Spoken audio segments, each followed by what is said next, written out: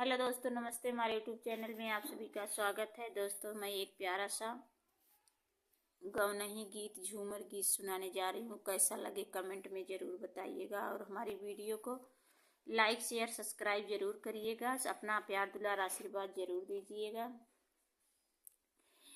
बाबा बड़े घरे कैला मोर बियाहवा उहुना के हुआ पनहुना के हुआ पन हो। बाबा बड़े घर किया मोर बियाहवा उहुना के हुआ पनहुना के हुआ पन हो। बाबा के न मोरे आगे पीछे डोली हई तके ना जूरा खोली हई तके ना जूरा खोली हई हो।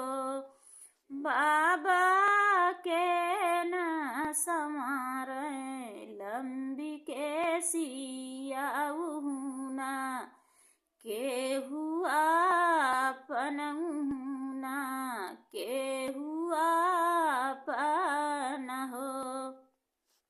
बेटी बड़े घर के है तोर बियाहवा उहुआ सबया पनहुआ सबया पन हो।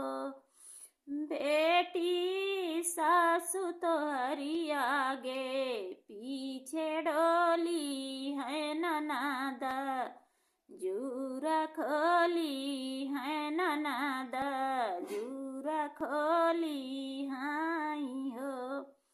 बेटी सैया तोर संवार लंबी के सिया उहुआ सबया